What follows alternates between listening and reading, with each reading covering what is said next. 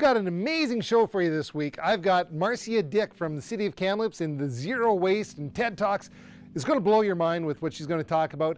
I've got Loops, the band, which is just releasing their new album, and they're going to be playing a couple songs. You've just heard one of them. And we've got the Weirdo Instrument of the Week, which is this guy. Find out what an accordion player does to make a guitar. Coming up right away.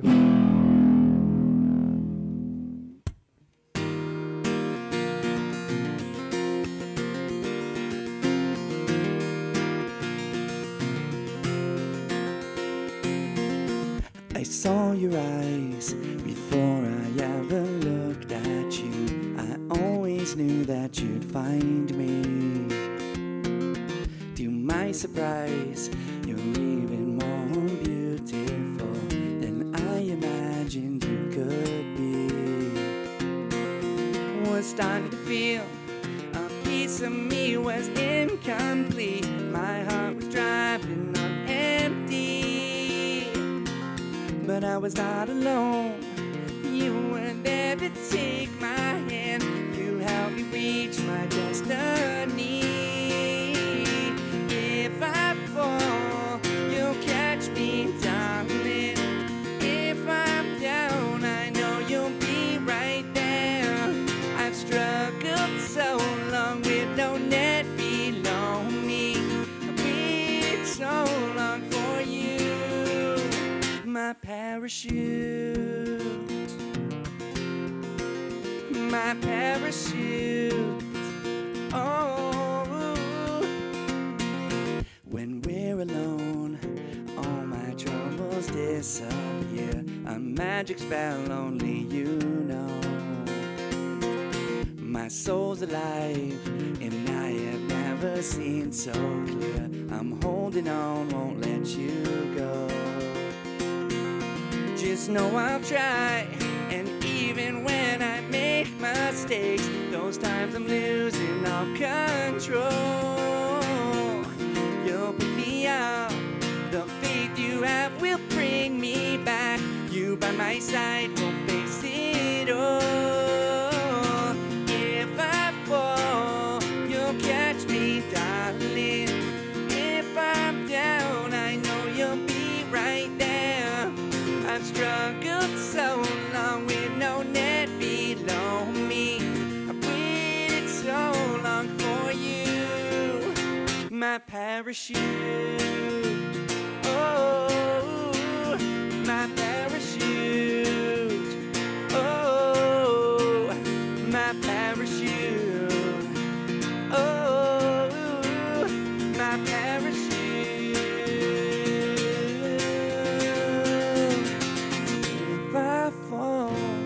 You'll catch me, darling.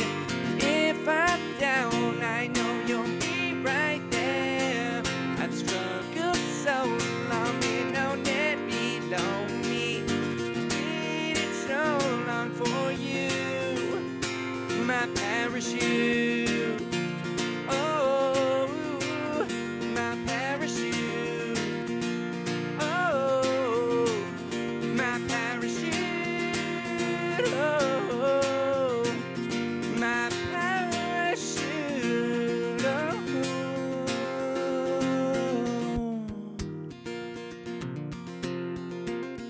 my parachute.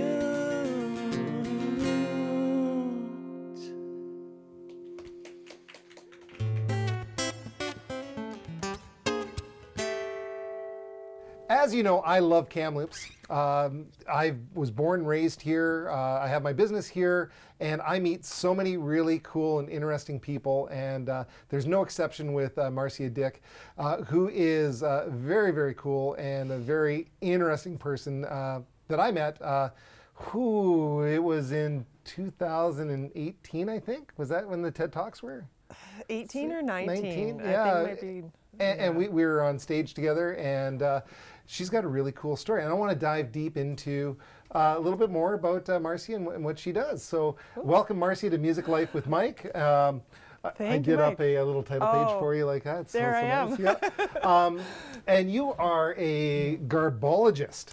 Is that the right word? I guess that is a self-proclaimed title, garbologist, but I guess. Is it a real title? It is a real thing. Word? I make up words all the time. It is a real thing. I believe it would be somebody who studies garbage, or the science, studies. And yeah, there are actually garbologists out there, and I would consider myself one of those. One of the things that, and correct me if I'm wrong, one of the things that's near and dear to your heart is zero waste or recycling and just really trying to better the world through that. Would that be fair to say?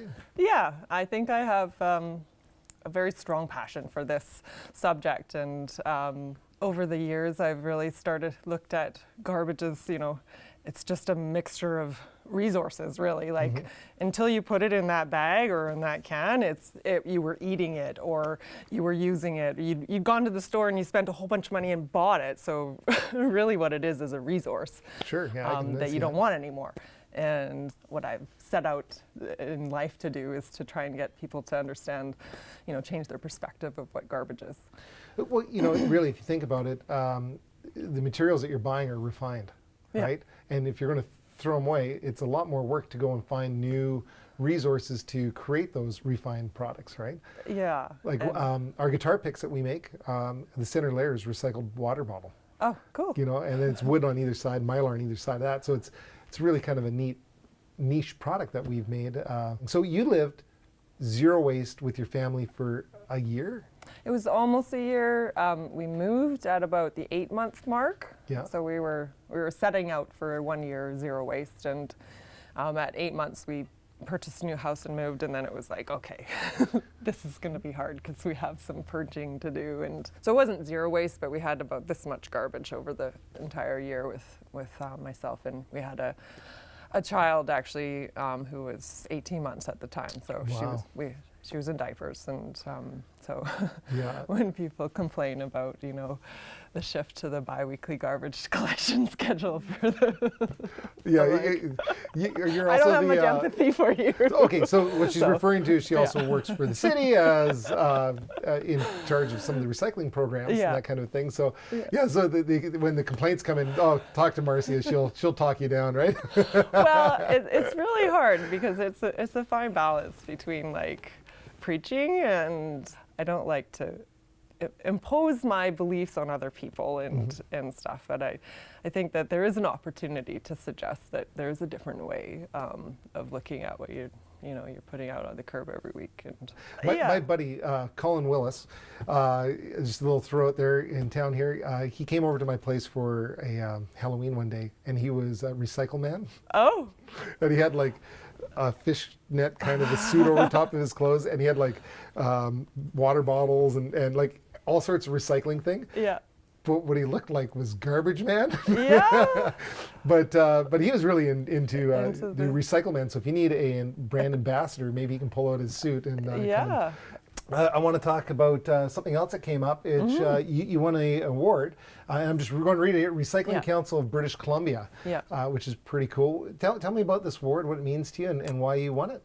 Yeah, so the Recycling Council of British Columbia is a nonprofit organization. I phone them on a daily basis, and anytime somebody has a question for me and I'm like, not quite sure what to do with that material, I phone the Recycling Council of British. They have a hotline, and they also they do an annual conference for industry people. So it was quite an honor to get this award because it's an organization that I highly respect, and it was a real surprise. It was a shock. I didn't even know I had been nominated for the award. Those are always the best ones. Eh? Like, what? They phoned and they're like, where should we send the award? I'm like, what are you talking about? And then they're asking for like an acceptance video, and I was so confused. Like, I was like, what's going on? And so I asked my supervisor at work, and he had nominated me for the award. So that's nice.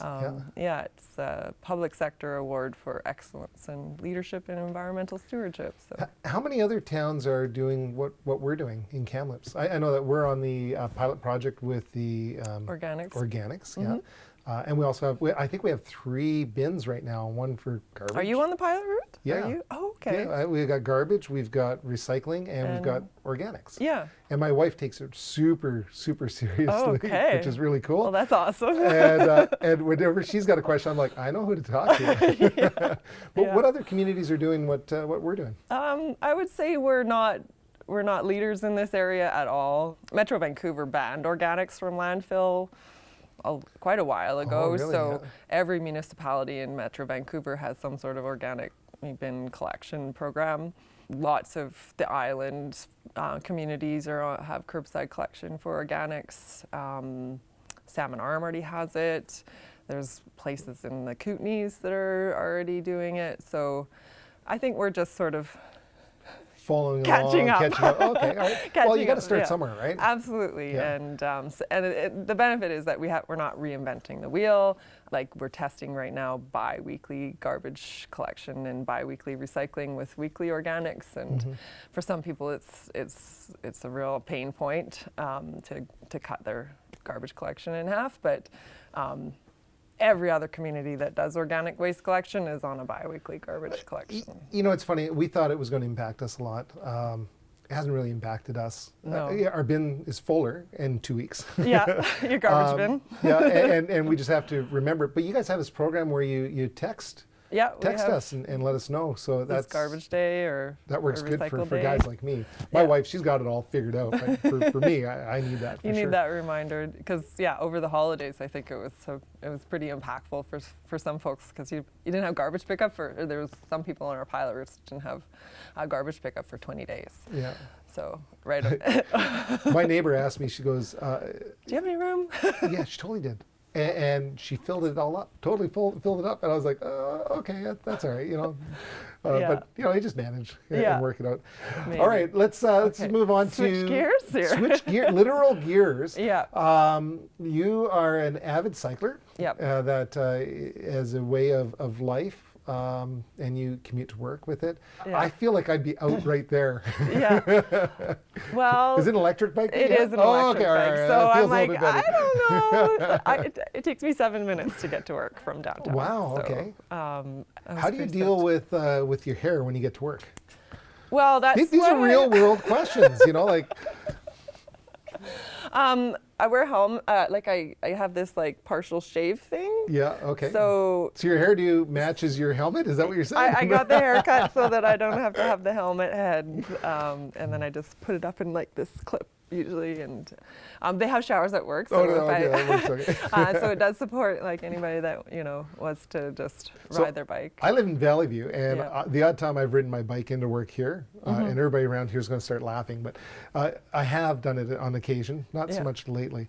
But yeah, I usually come in just a hot, sweaty mess by the time I get here. So Well, this new technology, these e-bikes, and they have e-scooters now where you just you don't even have to. there's a guy on a You just one stand wheel. there. Have you seen yeah, that guy? you just stand on them and they move. I was going up the Hucktum Trail and I can go 20 kilometers an hour up the hill. Now the Hucktum Trail, that's the one that goes from Peterson Creek. Yeah, to that's that Valley new View? trail that they just built. Yeah. It's a beautiful trail. I feel like when it starts to become fun to ride some of these Yeah. electric things. Well, yeah, it is fun. yeah, right? Like I let people at work or my dad test drive or anybody and they're like, "This is awesome," because it's like no work at all. I actually own an electric bike. Oh, Yeah, I'm not in possession of it because Henry Small gave it to me it's when he passes away, I get his bike is what the deal is. So you own it when he I dies? own it, but so I'm really looking forward to when I can ride my bike. Anyways. Henry Small's not that old though. I know. I've known Henry for forever, and one day I made him promise to give me his bike, and I recorded it. So let's talk about this. This was a really cool experience for me. Yeah. Because I talked about our guitar company, but you were talking about. I think that's where I got the garbologist thing was from your TED Talk. Yeah. That was pretty cool. What did you talk about for your TED Talk? I think it was called 3 Things to a Zero Waste Planet or something like that. A garbologist perspective. I believe that was the title of it. And I remember actually you were such cool as a cucumber up there. On stage, yeah. On stage and at rehearsal, you was like, I spent hours and hours and hours memorizing my script, and I wrote it, and I edited it, and I researched TED Talks, and I spent like, God, months preparing for that. And then you get up there just like, Just almost wing it, yeah. yeah, practically ringing it. But that was the biggest stressor for me on the TED Talks, was they wanted us to memorize it. to talk about it beforehand. And in my mind's eye, I'm thinking, I never talk and say the same thing the same way twice. You know, that was stressful for me. Yeah. You know? Well, and it was scripted, and we had to memorize it. And then I remember the day before, when we had the dress rehearsal, they're like, "Oh no, you can put your notes in the PowerPoint. And it'll be down there." Oh, yeah. And so I went home and I updated my PowerPoint slides, and I put all my notes in there, and I was like, phew, like I was like such a relief. And then I got up on stage and I went click, and there was a blank screen, and my brain just blanked, and like. That's fine. I didn't notice any of that. Oh, you know, the first few seconds of my thing, my voice is just like shaking like crazy. But it was about, I guess, what I see, because I do waste audits, and for 10 years I've been like dissecting garbage, load after load of garbage. Like, you did something with TRU, right? Yeah, I think you talked about that in your TED Talk, right? Yeah, I've done, actually I'm working on their 5-year zero waste plan right now. Since 2014, I've been auditing their garbage. So I take samples and from the trades and the washrooms and cafes and the waste stations, and sort it all out, and okay, you have this many coffee cups and this much wasted food and this much edible food and this much paper towel. And then when you start to like break it down into like materials, you think, okay, this is how you can figure out how to get rid of it, right? Like, how are we going to get to zero waste? To zero waste. And it's like, well, you have to do something with your coffee cup. So, okay, we need to do like reusable program for cups and to-go containers, and replace your paper towel in the washrooms with hand dryers, and you need to look in the trash before you can start to understand what those things are and those priorities, and that's kind of what I do on the background professionally.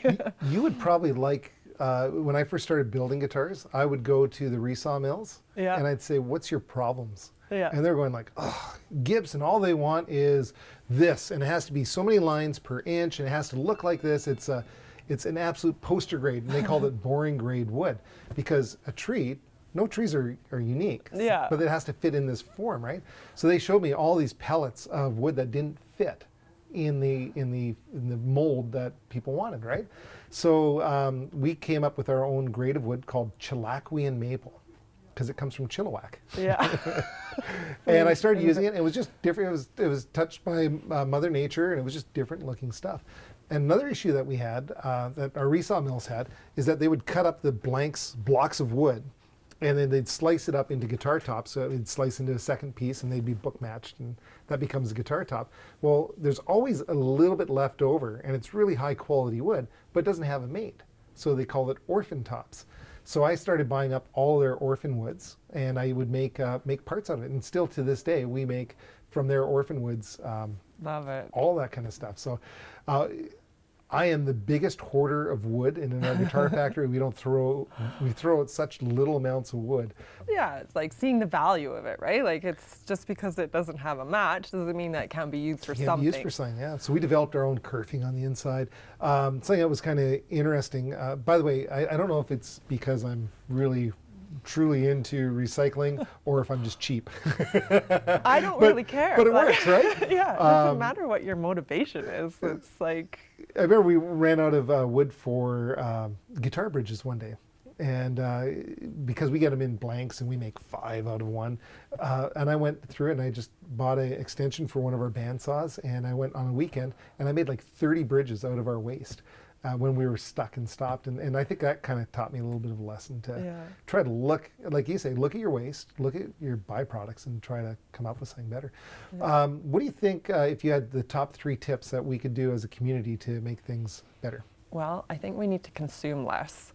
I just finished reading the book called The Day the World Stopped Shopping, and there was a lot of like takeaways from this book that I got, and it talks a lot about our consumption and as a a global society, that the population's growing and our consumption levels are growing and we keep buying more and more and more stuff, is that if we can shift our culture to more intrinsic values like playing music and spending time with family and buying quality things with our money instead of lots of different stuff that just get thrown away, right? Repaired, Like so I think that's just something that we really need to rethink our consumption, like supporting local business, like spending your money on a high quality guitar and learning how to play music, like that kind of thing is what we need to do more of. That's my takeaway from this entire interview, is play guitar. I love it. Well, Marcia, it was great chatting with you. I'm big fan of yours. I'm excited about being on the pilot project with the city, and congratulations on your awards and everything like that. And I look forward to talking to you again. Yeah. Because I learned lots, and maybe you'll see me zipping past you on one of those one-wheelers. Yeah, on or the just, thing. you don't have to wait till Henry passes to like get an e-bike so you can zip to work. It's Yeah, so I appreciate your time. Up next, we've got something that's amazing. It's along the same line of what Marcia and I were talking about. It is the Weirdo Guitar of the Week, and talking about things that are made locally and regionally. You're going to love this coming up next.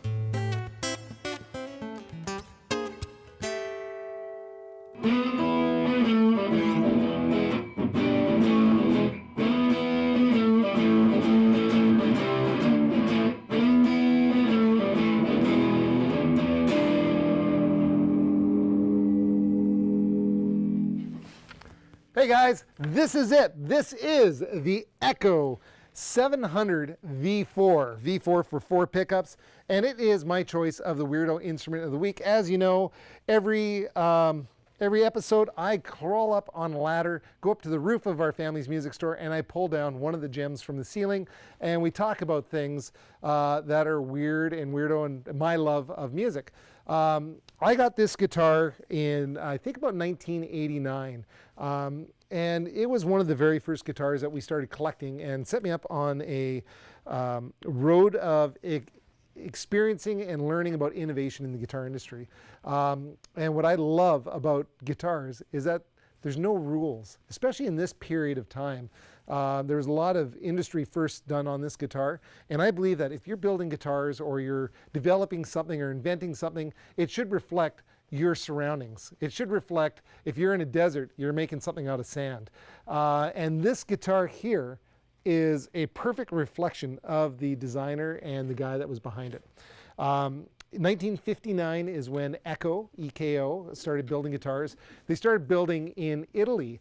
And the whole idea, they were doing accordions and building all sorts of different accordions for the North American market. And they had a distributor that said, hey, that guitar thing's really starting to take off. So they started building hollow bodies and F-hole guitars. And in 1959, you got to remember, Stratocaster, they were just a few years old at that point. So Italian makers, which are my Pisano's, started to build this. And this is the what a guitar looks like if you are an Italian accordion maker. So first off, accordions are built with bellows, and you pull them apart, and they're really, really ornate. And they always had these plastic cover caps on them. And so what they did with this guitar, and what's really innovative about it, is that it's covered in plastic. So it's wood covered in plastic, and look at the coloration on that. It's just wild looking. It looks like a candy cane. But they came out in mother of pearls, or they had some really creepy, weird wood grain looking ones. And this was what they used on accordions. And you can see the strip that they'd put in to hide the line of the two pieces joining together. But it's a really playable instrument. It had this comfort cut on it. So when you're playing, you had it up like this and put it at the right position for how you wanted to play. Lots of pickup selections, and of course with an accordion, you've got all those buttons that you can select between the different reeds to get different sounds. And like a good accordion maker, the guys that built this guitar had all these different buttons on here. So there's the M, 1, 4, 1 plus 4, 2 plus 3, 0. And as we're picking those, it's selecting different pickups and actually switching. That's how they did that. This guitar also had a tremolo system on it for doing this, and some other really kind of innovative and unique things to adjust for string spacing for when they build it. As if you look at this guitar right now, you can actually see that this string is right close to the edge of the fretboard. Well, all you do is just lift it up, move it over a little bit, and have each one move over about the same amount. Maintains the string distance, but allows you to line it on the neck. Intonation adjustments here. Even the knobs look like they belong on an accordion. They got purple sparkle. I feel like Taylor Swift would probably be all over this guitar. And this is it, made in Italy in the early 60s. This is a very funky UFO-shaped inlays, a very funky Italian-made 700 V4. And it is my Weirdo guitar of the week.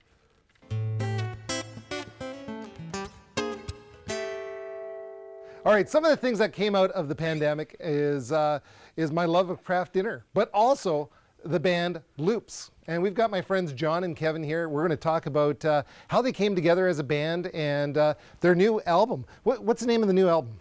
We have a self-titled album called Loops. Yeah, Loops, okay. Yeah, it's pretty self-explanatory there. Awesome. So I first heard of you guys through Delana? No, what's your girlfriend's name? Lena, who wanted to get you a cool custom guitar.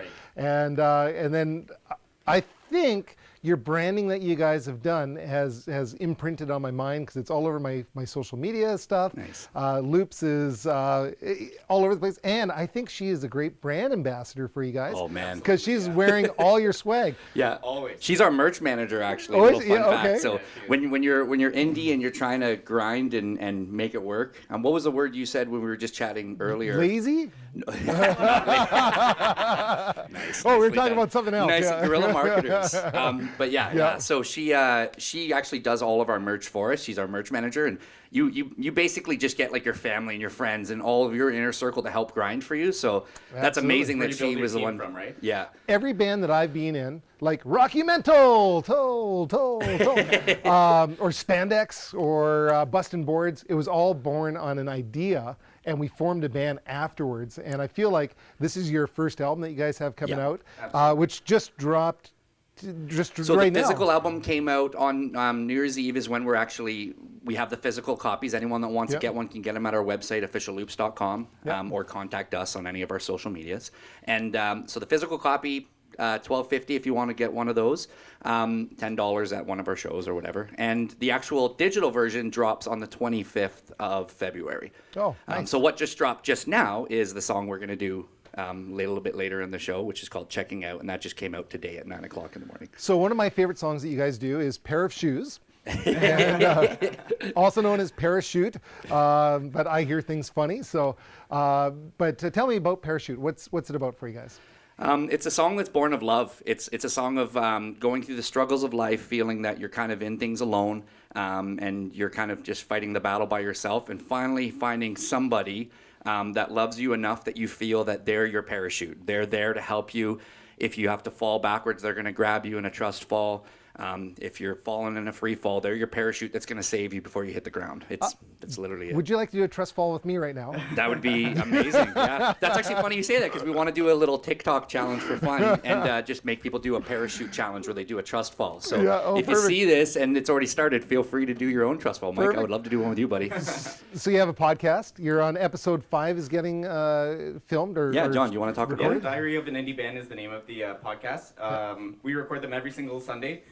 We haven't gotten a guest on there yet, but we are looking around and trying to see, if somebody's a good fit for us to be on there as well. Yeah, we basically talk about like our journey and the things that we've learned over the last 3 years as a band, where maybe we can help out bands that were in the position we were in a couple years ago. We learned a lot during the pandemic. And then we also do fun little segments where we like talk about our new music. So each week we bring forward a new song Over the last couple of weeks, it's been pretty cool because we've had a ton of independent artists in BC reach out to us to have us play their songs, nice. which is amazing because that's our biggest goal. We want artists to help other artists, and how many it hands works. make light work, right? Rising tide raises all ships, and that's kind of our goal. So we've had people help us along our way, and we just want to pay it forward. Yeah, I like the thought of guerrilla marketing. You know, we manufacture guitars, and in that, the industry, I feel, has kind of lost that spark of the indie bands. I designed a 30-foot, actually it's not 30 foot, it's 29 feet, because my wife said 30 feet's ridiculous. So it's 29-foot inflatable River Song guitar. Oh, wow. And I wanted it for our trade shows, and I noticed in California at the trade show, nobody was doing any kind of weirdo marketing. It was all get the same ad, same guitar placement. It was like they all went to the same school. So at the trade show, there's a 7-Eleven right on the corner of the street, which everybody walks past for the hotel zone because it's by Disneyland. Yeah. I went in there, talked to the manager, said, "Hey, can I put my thing on your roof?" I got $500 cash. And the guy goes, phones back, is, "I can't do it for $500. It's going to be $800. My industry wanted $10,000 for me to display it in a small, inconspicuous spot. So we put it up there, and that kind of thing, or making urinal pucks that say River Song Guitars booth number, Yeah. That's what the whole thing's all about. It's the David versus Goliath kind of, the underdog feel with the band, and that's what always drives me with my guitar company, or as a band, and I see that in you guys. Well, we try to do that with our merch too, and we're trying to make it universal enough that if you want to support the band, that's amazing, and it really helps us on our journey. All the sales from our actual merch, we did an Indiegogo fundraiser last year that raised about $4,500 that went towards the purchase of the album. Nice. So we're trying to do that and be creative, but if you don't even like Loops the band, cool, just buy the logo and the merch because you represent your town, or it looks kind of cool. Yeah. But you're right though, yeah, and I think on that regards, the internet's been amazing in that it's given everybody tons of resources that you didn't have 20 years ago as a band in the same position. But on the flip side, everybody's kind of looking at the same information and everyone's kind of doing the same thing. So I think in order to break yourself apart from the pack again, you got to be creative and do things different than everybody else. That's right, trust falls. Trust falls, man. There we go. I'm going to hold you to that. We're going to do one. So tell me about your next song that you guys are going to be playing. It's called Checking Out. Checking Out was like an earworm that I had in my head that I couldn't get out. So I probably sat on that song for about 6 months. Yeah, and then I riff, came to Kev with it and said, I need somebody to write lyrics to this song because I don't know what's going on. It feels like an earworm that I can't get out of my head, but I need help finishing this song. Yeah. Right? So as a group, we ended up doing that. I remember it was in the stairwell at our Wrote it in the place. stairwell. Yeah. Him and Alina, his girlfriend, live in the basement. I live upstairs, and we wrote it in the stairwell. And there should be a sitcom on that somehow. right? Yeah. Oh, it's Diary of an Indie Band. Yeah. And it's also a song just about if you're working in your job, you have a girlfriend, and you're not happy, a boyfriend, you're in an unhappy relationship. It doesn't matter if you're just not motivated in where you are in life. Check out, take control. It's your life. Do what you want to do with it because we only get one shot at this, and that's kind of the inspiration behind this story. Awesome. Yeah. Well, in your sitcom, I'll be the non-racist Landlord? Kramer. The guy that just Kramer. kind of pops in. Kramer. Hey guys. Yeah, the non-racist. You always get the cheers. That guy always gets the cheers when he opens the door. That's So right. that's I the just best wanted to spot, throw it right? in there Yeah, and that's be it, that man. guy, right? Hey, it's Mike.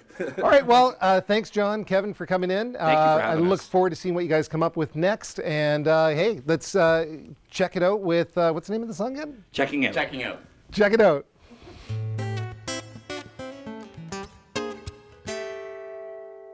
All right.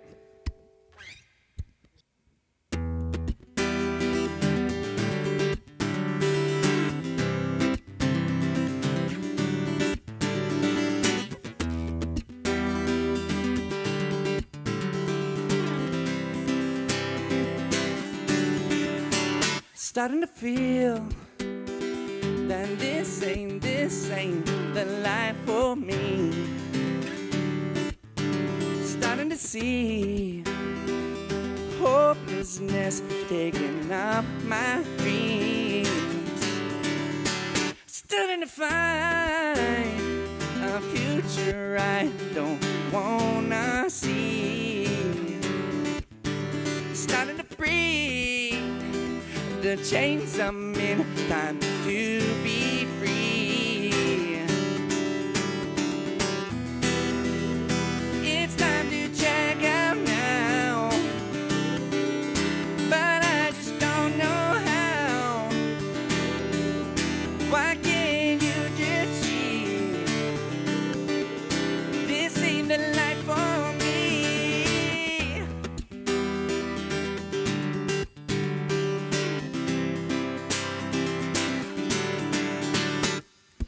endless hesitation, talking to myself, all these empty questions.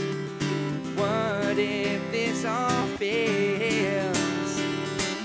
I don't know how it's gonna turn out, but I know I can't keep lying to myself.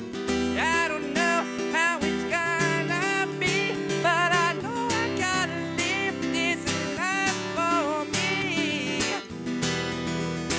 It's time to check out now, but I just don't know how.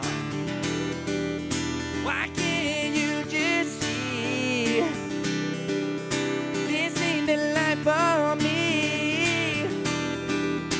It's time to check out now, but I just don't know how. Why can't you just see I'll live my life for me?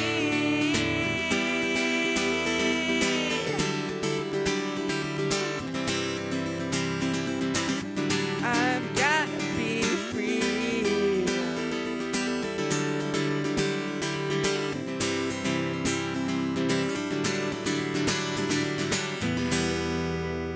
It's time to check out now, but I just don't know how.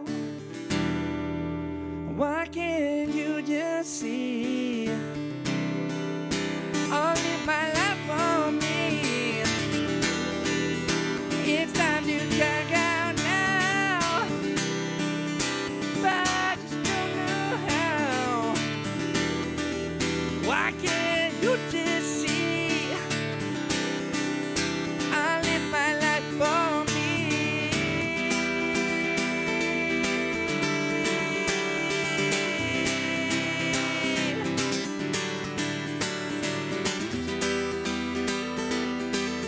I've gotta be free.